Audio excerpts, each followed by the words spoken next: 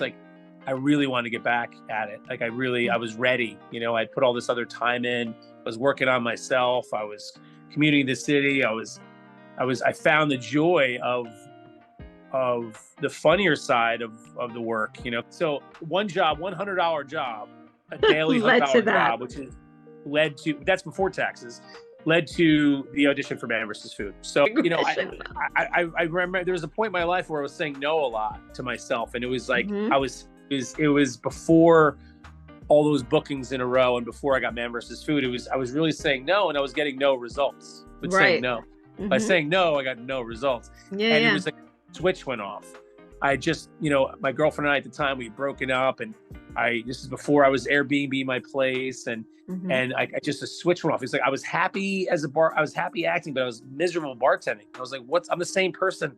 Why am I, where's this non-joy coming from? And I mean, quite literally a switch went off, and it was just like, I was the happiest kid in town. I think just because I realized that, like, I'm really in control of, my own personal destiny, my own immediate, and I just started making different choices, and it changed how I was in the room with auditions, because we used to go into a room and audition. We don't do that anymore. So it changed everything, and my energy changed. My energy shifted, and that's when I got those 6 jobs in a row, and the one that led to the audition, Man vs. Food, which gave me 6 years of work. So how did you audition for Man vs. Food? So this agent, I started pitching him shows. I had like 3 scripted shows and 1 unscripted show. And the unscripted show, which was a food show, was called America's Sweet Tarts. His scripted shows he could care less about. He's like, I like this food show. And I was like, all right. He's like, film a proof of concept. So I'm out filming this proof of concept with my friend and trying to throw this 7-minute thing together.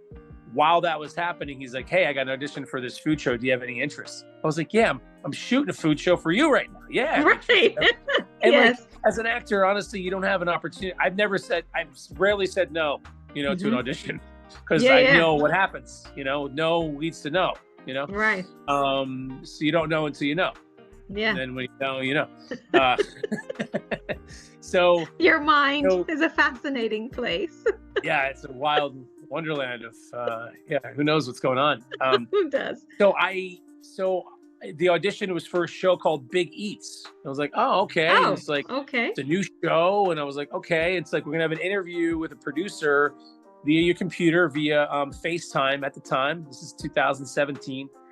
And it's called Big Eats. That's it. So cut to that meeting. I was on my desktop computer in my little tiny apartment in Brooklyn, and I just cleaned the apartment because I was freshly broken up. Casey had a new attitude, and I was Airbnb my apartment. So this Italian couple was coming in my apartment in probably 30 minutes, and I was like, okay, not trying to speed through this thing, but I basically double booked myself, and which I can do often. So we had this great conversation, and I've never met her before. We're talking on the computer via FaceTime. And then towards the very end, and I'm watching the clock. I'm like, I gotta get out of here,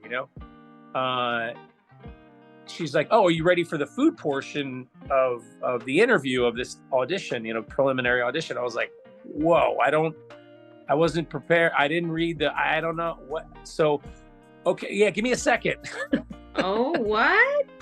So I go to the refrigerator. There's nothing in my place. I cleaned everything out because this Italian couple's going to fill with pasta and bread, So that led to a physical audition for Man vs. Food, where we basically did the same thing as the show, but shorter. We do a kitchen meet. I'm with the chef, or we're doing dining room interactions where I'm talking to people with the food, and then I got to try to eat something crazy.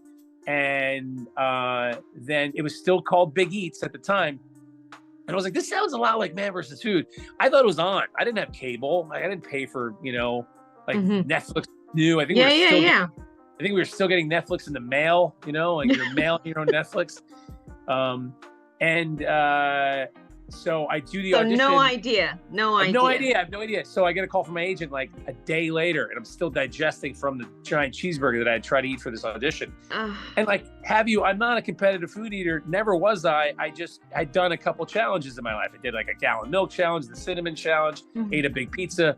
and that was enough for me to get the job, I guess. So I get a call from the agent that got me the audition. He's like, "You got it." I was like, "I got what?" I was like, "Food on my face." Like, "No, you got the Big Eats show." I was like, "Get out of here." He's like, you got to go to the office now and sign paperwork." I was like, "What?" So I go to this office at Bryant Park where the production office is. I go in by myself, sit down at this gigantic, table, this office table. And they throw a contract in front of me, and the first page says Big Eats, the second page says Big Eats, the third page says Big Eats, the last page says Man versus Food. I was like, no way. No way. I knew it. You My guys will love it. God.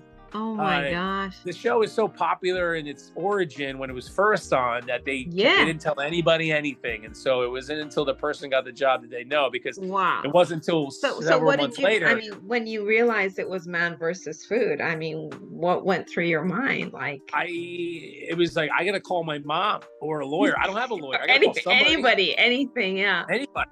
Can I call somebody? Can I make a phone call? Can I get my last phone call before I decide the fate of my life? So that show, that one audition, which is never one audition, each audition leads to the next audition. Of course, yeah. Because your work, because what you've changed about yourself, all the energy that's involved, the people and it's 6 years. It was 2017 through COVID until we were on hiatus for a bit now. So it's 2023. So let's talk about Man versus Food. So where do we start? So first thing I want to ask you is, how do you mentally and physically prepare? Of course, because you've been a part of our lives for 3 years, the kids and I. Most of the time, like I said in my intro, is that we spend most of the time cheering you on, and then half the time begging you to stop. Please stop. Begging you to stop. I mean, we're literally like, we can't. Why is what we sound like most evenings in our room. And you're literally in our living room every single night for the last 3 years. So it's funny. People are like, they'll come up to me like, "Hey, I watch you eat." I was like, that'd be really weird if I said that about you, Yeah, seriously. But let's talk about when you realize you have the job, and then the part where you are, literally, you're insane. So how do you get that? How do you psych yourself? And you said you've got, you could be doing 3 whatever episodes, or 90 episodes you mentioned last time you've done. All I could calculate was how many meals that is that have gone into your system. Right. It's a lot of doggy bags. So mentally and physically, how? So, I got the show and I didn't know exactly what I was getting myself into. I was a huge learning curve. I knew the show, what the makeup of the show was, and what potentially I'd be doing. So I kind of winged it in the beginning, which was, I wasn't very successful winging it because, each episode is 3 restaurants. And at the end of the third restaurant in the episode is the challenge. And that's kind of how we film it. First day we film 1 restaurant, second, and then the third is the challenge day. So I would have to prepare to take on something either huge or hot. And it wasn't until I started really, getting, some of them I got, I don't know how I finished them without really training, because I had to look to the pros. What about the first time? Do you remember what your first challenge was? Oh yeah, it was a giant pastrami sandwich in Milwaukee, in Wisconsin, and it was like, what was going through your mind when that landed on your plate? I was like, because it was the first time that we would actually be filming the show. Like, we did the audition, and then that was like, this is the real deal.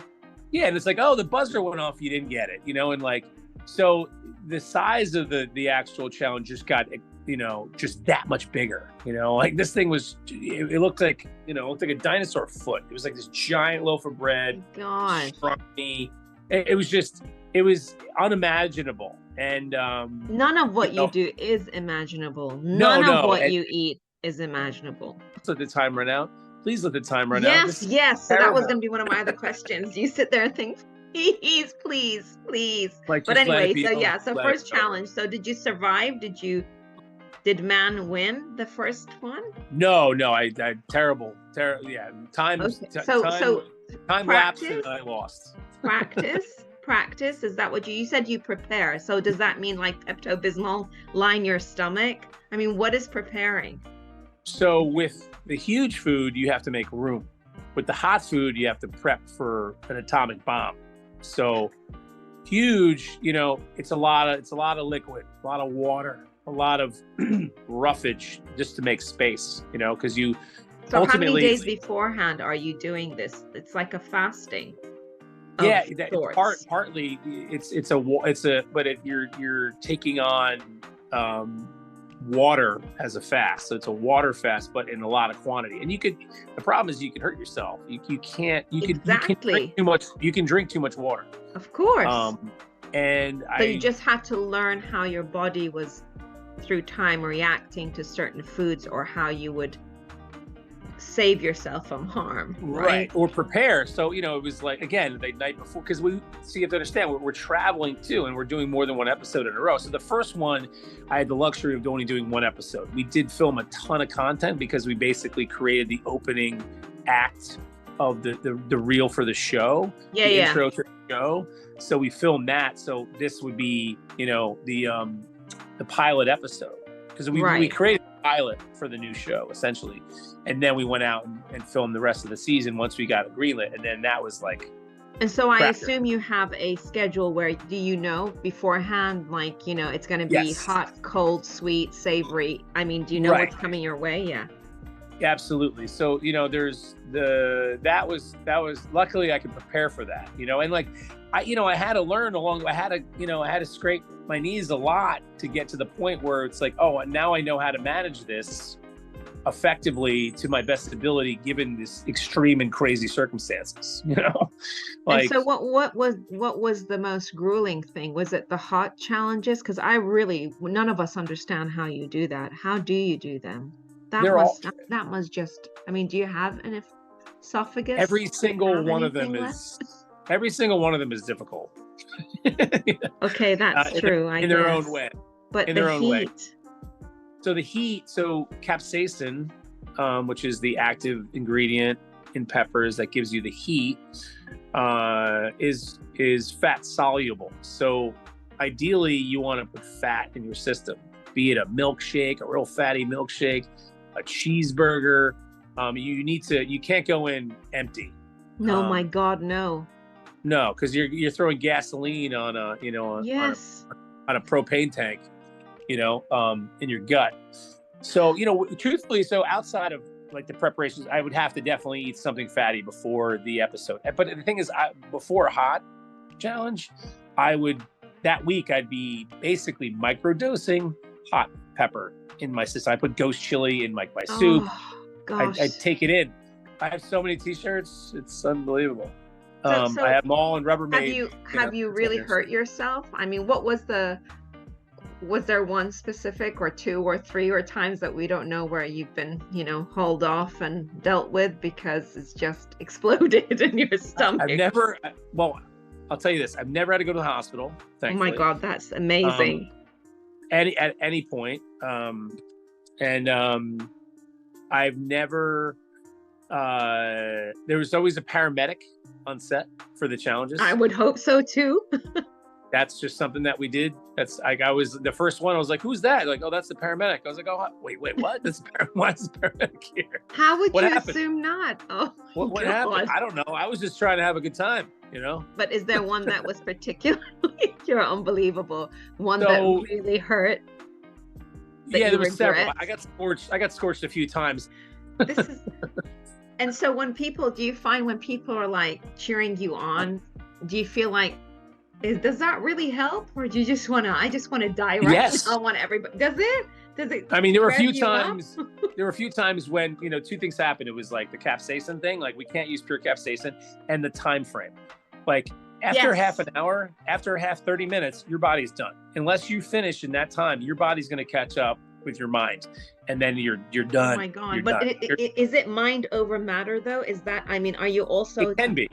It can be. Yeah. So I'll explain. So after several like hour-long challenges, like I remember the first one. It was like we were in Minnesota, and it was like a huge steak with potatoes and like salad and just like bread. Like it just you can eat it over the course of a week, and it was really good, but I was like, we're at minute 35 and I'm not finishing it. And I'm like, I'm gonna wait another 25 minutes. I was imagining a sniper across the street taking me out. Take me out. Someone take me out. Drag me out. Anybody. I was like, Mom. So I was like, we can't do hours anymore. Like we're wasting everybody's time. I'm not going to sit there for 25 minutes. Like, let me go lay down, like, let's just end it, or if I don't do it in 30 minutes, I'm not going to do it. No. And that's just kind of the truth of the matter. Anybody, you're not going to eat for an hour unless you're grazing. There's a clock going, there's cameras, there's lights, people cheering. It's like, okay, this is a scene. It's a thing. It's a spectacle. But you asked, does the cheering help? It does. There are times where I was like, there's no way I'm finishing this. And then a little kid's like, Casey, you can do it. And then like somehow, some way, just like, like I'm like belch, and then like, oh, okay, I got plenty of room now. And then it's like, and I somehow I'm able to finish. But don't you feel like it's coming out of your nose and your eyes? And I mean, do you not, or are you just so focused? You're like, I'm not going to let this take over me. You're not going to let it. You gotta go somewhere else. You go to another planet. I'm like on another planet. I'm like shape shifting. I'm time traveling. I'm somewhere else. It's its own weird, crazy sport, and I'm not that good at it. Honestly, I'm not that good at it. They're pros. And it's really do you find, so which one is? I mean, you said they're all difficult, but we watched one last night actually, where it was just a ridiculous, gargantuous size ice cream thing. So is it brain freeze or heat, or they're equal? Well, the beauty about, like, say, ice cream melts, and then you can drink it. Yeah, that's right. You were shoveling soup at the end, but it was soup. They're all terrible in their own way. The first couple bites are the best, and then it's like, oh my God, this is so hot. Or like, so oh my God, has that put you off anything? Like, when they say when you overdose on a specific thing, you just don't want to eat it for life. I did that once with croissants. It really worked. I didn't eat any for 3 years. We ate so many, and I just didn't touch it. So are you now off food? No, you know what? Like I never, no, not at all. What I did was well, the thing is I eat pretty clean anyway. And I did before the show. I'm just a guy who looks like he eats a lot, I eat pretty clean, outside of eating gargantuan. But how do you maintain that from a health wise? Because I mean, that must take its toll on you, right? Yeah. So, I mean, the huge and hot stuff, they're all difficult. And anybody that does this job or like is a professional eater will tell you it's not easy. They make it look easy. I don't know how some people do it. It does take a lot of training, and it's not to be taken lightly because you can hurt yourself. And I have, and I get it. But, very much like early on in life, working in a health food store, working in restaurants, you gain a certain amount of respect for food in general, So I grow hot peppers. I mean, I have 20 different kind of hot peppers outside of my balcony just because I love them, and I share them with friends, and because now I know how lethal they can be, but how delicious and flavorful they can be as well. So, it was an education for sure. I mean, I just don't run. I'm not going to eat a 3-pound croissant, like I'll eat a little, like it's all about measure. No, for sure. Of course. And what are the, I don't run to sweets. I do like them. I mean, okay. So I was going to ask, is the same generally. Mm-hmm. Yeah, I mean, chocolate, there's always chocolate in the house. There's like too much actually, but there's always chocolate. But as far as like, I don't eat sweets with every meal. I'll go, weeks without eating something sweet, other than chocolate. I think food is medicine. Food is medicine. I have a lot of different kinds of medicine in my life.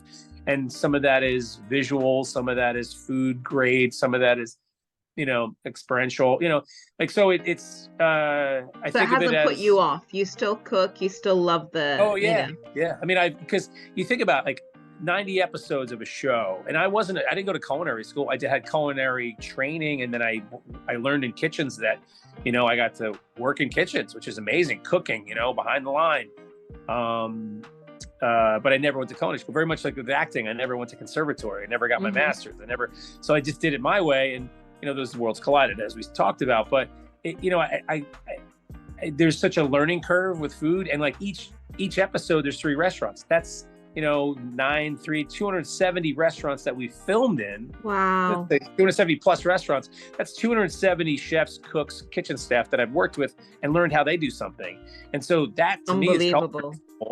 but I still don't consider myself a chef. I know guys that work in kitchens that didn't go to culinary school, but they're chefs because they're just talented and they put the time in. It's really about time, Yeah. Yeah. There's a bit of So imposter syndrome for me. Like people call me a chef. I'm like, I'm not a chef. Friends with a lot of chefs. I can cook, but I tip that hat to the people. So that what deserve do you it, cook? What is your favorite meal if you're entertaining? What do you find yourself? It's for me, a lot of it's communal. It's like everyone's in the kitchen cooking. We're all gathered around participating in the meal. I'll cook for a real social event.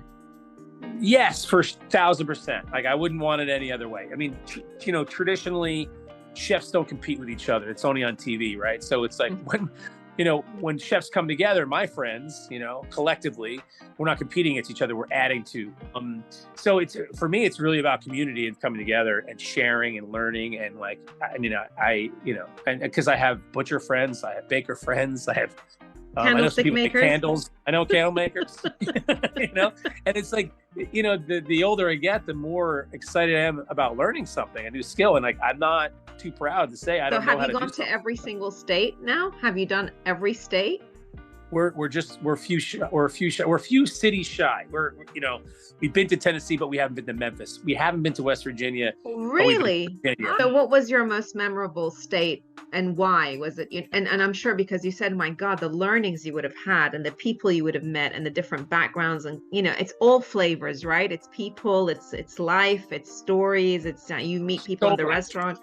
I mean storytelling alone, from and I've gotten to meet, culinary heroes, because I was thrown in.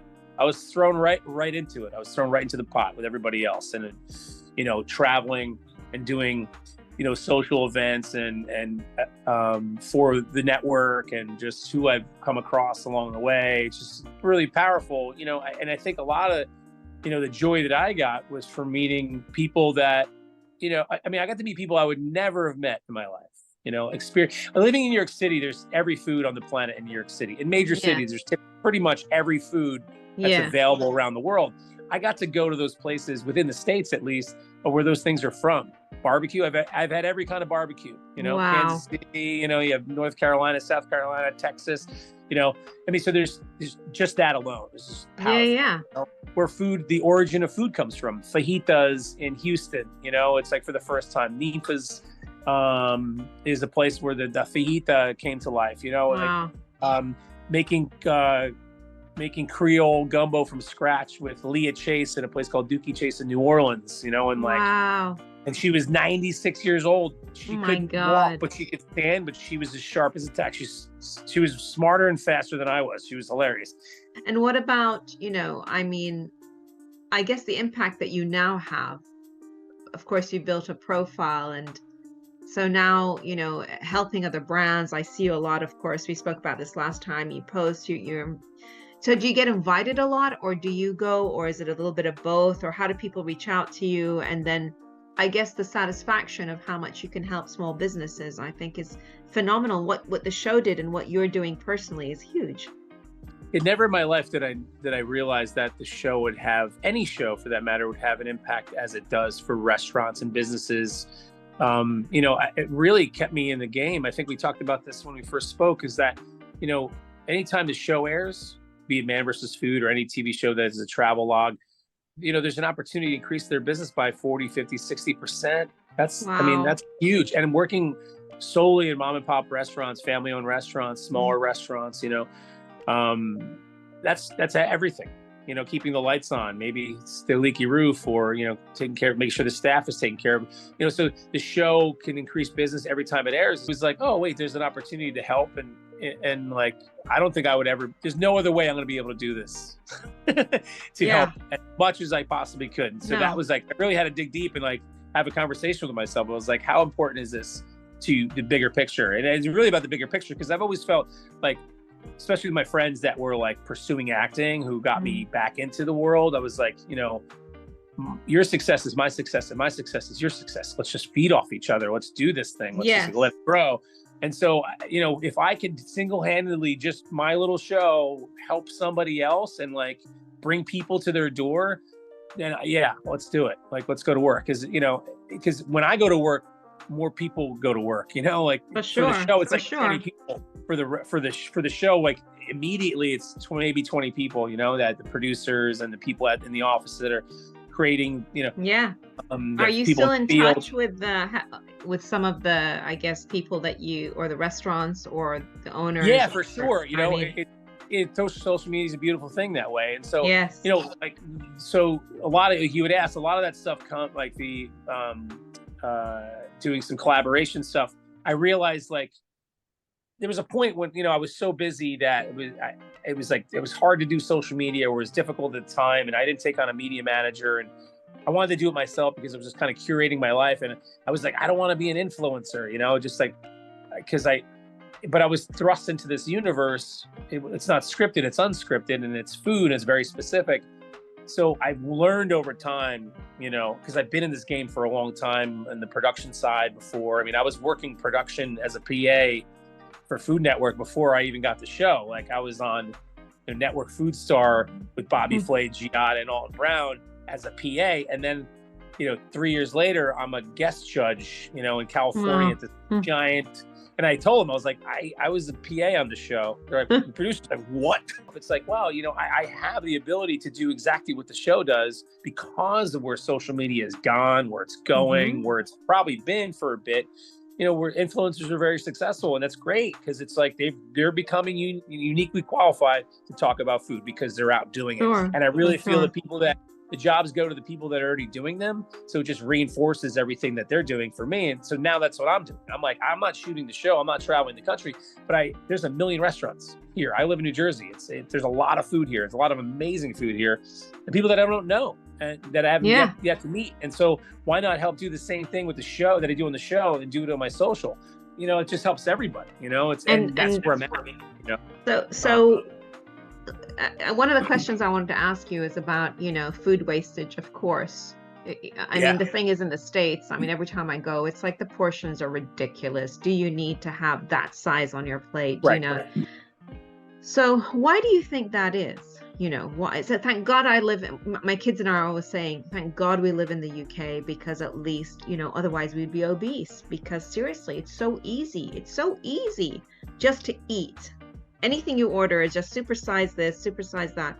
Why? I think there's a lot of flashiness to that. It's a lot of glitz and glab, and I think what sells. It's it's very I didn't say Hollywood, but it's it gets people in the door. It's sensationalized, and we've allowed it to be. It's like it's pop culture. It's norm. It's the norm. I'm saying just generally that the attitude towards food in the States, it's, you order a salad, it's like for 10 people. Right. I think everything is, bigger. Is it the bigger, better, best? What is it about not having a decent? I think, there are places in New York City that are like essentially just family style. So we've gone family style in every place because some places prescribe to that or subscribe to that, and some don't. And it's, so food cost has gone through the roof generally in the world, I think, especially in the States. And I think we've overshared. I think it's time to dial it back a little bit. I think we go through so much food because we're creating so much food. Be it genetically modified, be it, so a lot of it's education. A lot of it's education, especially for me. It's like, I eat really clean. I eat I try to eat as local as humanly possible, seasonal as humanly possible. I mean, I'm growing my own stuff, I'm eating organics, grass-fed beef. I'm trying to be humanely eat, So, but there is a movement.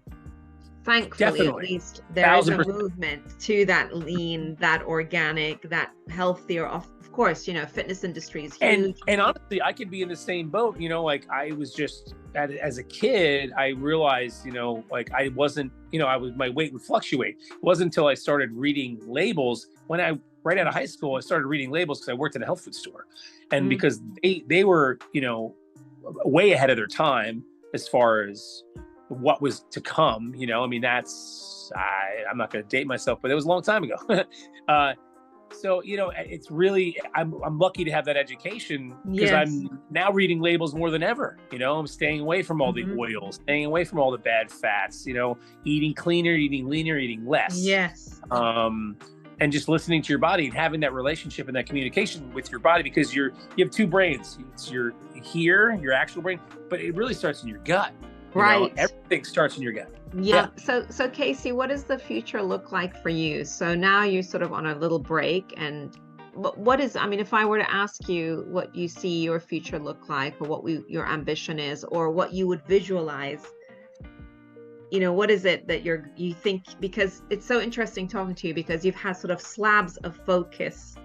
It's like moments of focus, and then and then moments of focus. So what would you feel, aside man versus food, would be your next focus point?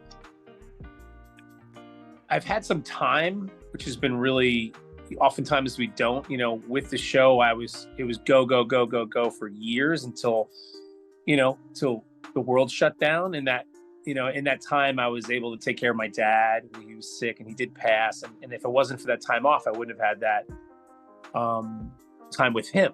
So, Yes. I've had a lot of,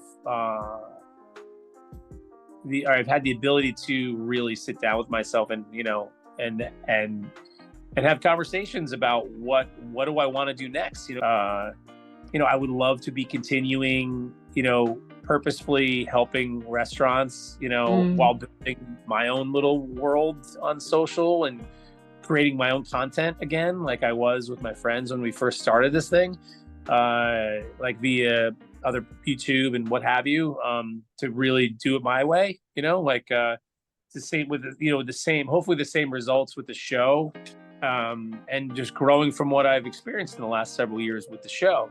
But I then think, this is, a catalyst for so much more, and so many other yeah, avenues that you have. It's incredible, because if you take the show and you section it also into, the people, the culture, the food, the helping, the possibilities of what you're now able to do. Obviously, you're such a recognized personality, and you've built such a relatable personality as well, and a lovable one, and one that is really, that you can trust, and is really authentic, and it's real, and it's, it's just very exciting, because I guess you can apply, what I'm saying is that you can apply that to a number of things. And so the show has been a massive opportunity to then, figure out what your next focus is, I guess. Right? Yeah, absolutely. And thank you for your kind words. It's nice to, because you never know what kind of impact you have on any of it, especially because, being on the TV show or in the TV, you don't Yeah. really know until people respond. And I've been Hmm. lucky enough to, people do reach out, and, there's a lot of pluses. And, I would like to continue,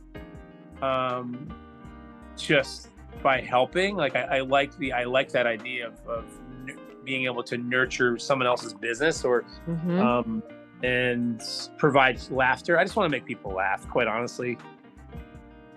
And so, Bringing joy, making people, not necessarily at my expense all the time, but no, for sure, for sure. just organically, Everyone who's listening now, I guess, before we sign off, just what two things I want to ask you. What are your tips to, if you have budding creatives, artists, actors, musicians, anybody who wants to enter this world, what would your tips be? Or I guess, what would you, if you were mentoring, what would you be mentoring today? What advice would you give? I guess, I learned this one thing a long time ago. It's, and it really drove it. Well, it's, you got to ask yourself why. The whys are important. Why do I want to do this? Because if you want to just to be famous, it's not a reason to do anything. Right. If it really drives you, and you'll know what I'm saying when you hear it. Like if it's driving you to if it gets you out of bed in the morning, and it's about doing it for the right reasons. And it's Mm-hmm. because there's clean actions and then there's ones with residue. The clean Right. action where you're doing it almost because you have to, and there's no residue with the choice of taking that action. It's a clean thing. When there's residue, you're doing it for, ulterior motives, for recognition, for to get a pat on the back. Like you don't open the door for somebody for them to say thank you. You open the door because because The it right needs to be thing to open. do. It's Yeah. the right thing to do. So, this is a life philosophy. I think it's really, I think becoming still and becoming quiet and having that ability, or being taught or shown that way by my father when I was little, when I was younger, really, I mean, I don't always do it, but it's something that I'm reminded of the practice. And then that's when I put it into practice, is becoming still, becoming quiet. I do my best to do it every day. So you can really listen, because your gut is not only that second brain, it's really your first brain, because everything starts there. It'll inform you. It's like your gut and your heart, and when you start to listen, you become quiet, you learn deeper, you listen deeper, and the results are that much more profound, I think, because you're honing in on the messages that are coming to you. You're present. It's really about being present. Amazing. And by listening, being quiet. Well, I tell you what, I could listen to you all day long. It's amazing speaking to you. I love, I mean, I'm telling you, it's so wonderful, your energy and your passion and your kindness, because you're a kind person. I mean, you're human. And I love that. That comes across leap and bounds, right? Being human. Thank you. I've never, honestly, this is the first interview that I've ever called an interview. Let's say it's a conversation. Yes. Oftentimes it's just very specific to man versus food, and it's more about that than anything else. And I always found myself peppering into the other stuff, Yeah. The real stuff. And I appreciate you just awakening that and pulling that out, or having that be the topic or part of the conversation. Oh my God, for sure. I mean, because I think it's that's vital to all of it. Like the show is just a show. It's a TV show that I auditioned for, that I got. It's a great story. It's been an amazing experience. For sure. But then when that dust settles, what is there? Right. You're left with yourself, and that self is everything. And how do we, how do we get to that place where we can be with ourselves? Because, like you said, I'm not always crazy and busy like on the show. There's the pendulum swings the other way, and we have to be okay with that. And it's not just about bright lights. But I think, those moments, Casey, are the time where you can sit and reflect, right? They're the ones that guide your next decision, right? They're the ones that make you do the right choices. And that's really important, because you can't be on all the time. Right? You have to have that time. And it's a blessing. That's why the pandemic, as much as it was really difficult, and goodness, for so many, but it allowed that stillness, right? That quiet to take place. And so many moments happened because of that. It got real quiet.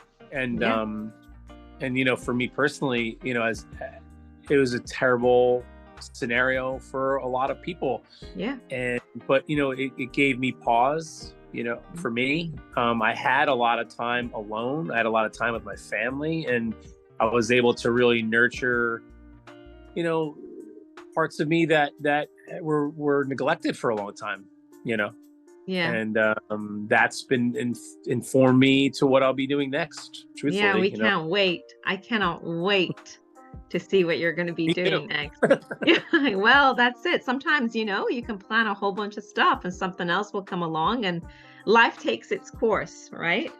Yeah, I think it's really, I found myself most successful when I was just allowing myself to put as much out, just let it flow. Don't guard it, stop it, or take risks. But I think that it puts things into motion. It keeps you grounded. It keeps you real, right? Yeah, it keeps it real, and that's what you need. So I thank you so much. Is he up? Come here, buddy. He responds to whistles. It's amazing. Come here, buddy. Come here. You gotta say hello. Come on. Get a little wave. Hey. Oh my gosh.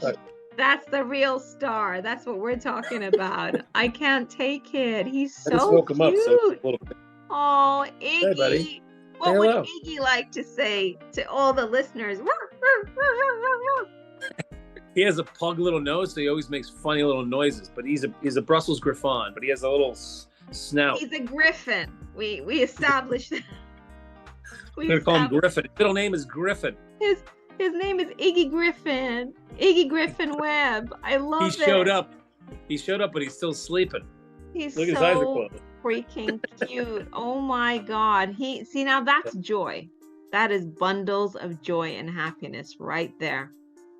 I never thought in my life as an adult living in New York, I'd have a dog. And it was really my friends who fostered him and said, well, take him whenever you go on the road. And I was like, all right. So, I'm very lucky. Oh my gosh. He should have his own Insta, right? His own does. journal. Does he? Well, little excuse Iggy me. pup. Yeah, little Well, Iggy let me pup. know I'll what his send it to you. management says. Oh, no. So we can do a little podcast. He's taking interviews. He just might fall asleep. I think he's partially narcoleptic because he falls asleep a lot. Oh, wow. I would love that. We love you. It's so cute. Honestly, his character is just so sweet. Look at that little thing. I don't know if this story is true or not, but this is a story that I tell everyone, that George Lucas's wife had Brussels when he was making Star Wars, and that's where Ewoks came from. Hello? Oh my God. Listen, it sounds like a true story to me. We love you. We love you both. Thank you so much, Casey. Thank you so much. Incredible. I look forward to speaking with you again. Likewise. Let's do this again. Let's do this again. Hi, I'm Casey Webb, and I've been just about everywhere. Well, just about everywhere, but not everywhere. I've been to almost every state in the country, Europe, Asia, Hi, buddy. Central America. I've even been to Canada. But that's not everywhere. So my quest is, with your help, is to go everywhere. It's getting serious now. It's getting really serious. Do everything, eat all of it. I mean, are you kidding me? And take you along with me. So, where to? No rush. When you're ready, you let me know. In the meantime, I'm hitting the road. This is the World Wide Web.